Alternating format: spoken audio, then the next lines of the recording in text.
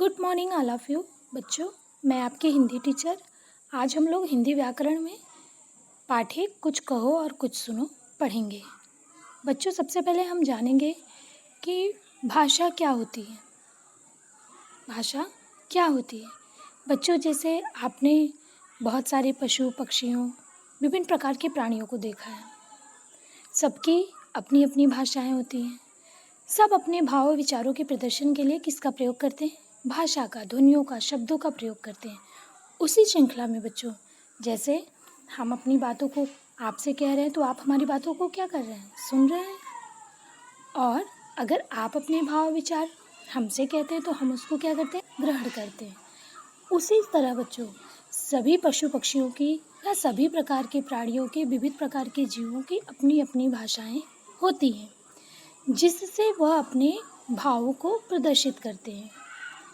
आपने इस चित्र में बहुत सारे प्राणियों को देखा। इसमें बहुत सारे प्राणी हैं। ये कौन सा है प्राणी? हाथी, ये ऊंट, ये भालू, ये शेर, ये बंदर, ये तोता।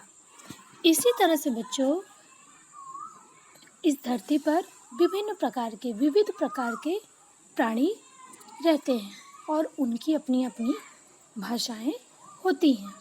इसी श्रृंखला में आगे बढ़ते हुए हम देखेंगे कुछ प्राणियों की और उनकी भाषा को। जैसे ये कौन सा प्राणी है बच्चों?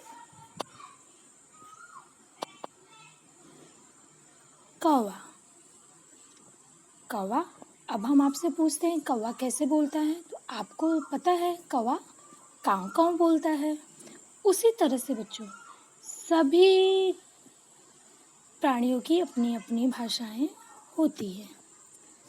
सभी अपने भावों को प्रदर्शित करने के लिए किसका प्रयोग करते हैं? भाषा का। जैसे कौवा काँव काँव बोलता है, मुर्गा कुकड़ुक्कू, मेमना में में और बिल्ली म्याऊं म्याऊं।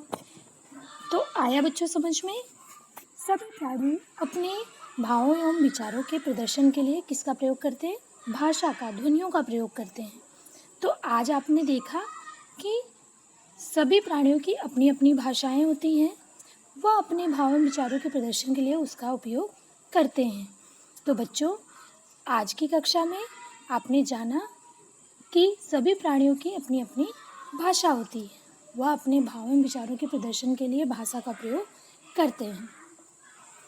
अब आज आप अपने घर के आसपास के पशु पक्षी सभी की ध्वनियों को सुनेंगे और समझेंगे कि आपने आज कौन कौन से पशु पक्षियों की ध्वनियों को देखा और सुना। इसी श्रृंखला में 5 पशु पक्षियों की ध्वनियों को आप सुनेंगे और गृह कार्य में लिखेंगे। आया बच्चों समझ में? जैसे कौवा कैसे बोलता है, आपको पता है ना? कौवा कैसे बोलता है? तो कौवा काँव काँव बोलता है। इसी तरह से बच्चों, आप 5 पशु पक्षियों की ध्वनियों को सुनेंगे और लिखेंगे। धन्यवाद। आज की कक्षा में इतना ही। कल हम इस विषय पर चर्चा करके फिर मैं आप लोगों को और भी पशु पक्षियों के विषय में बताऊंगी। धन्यवाद।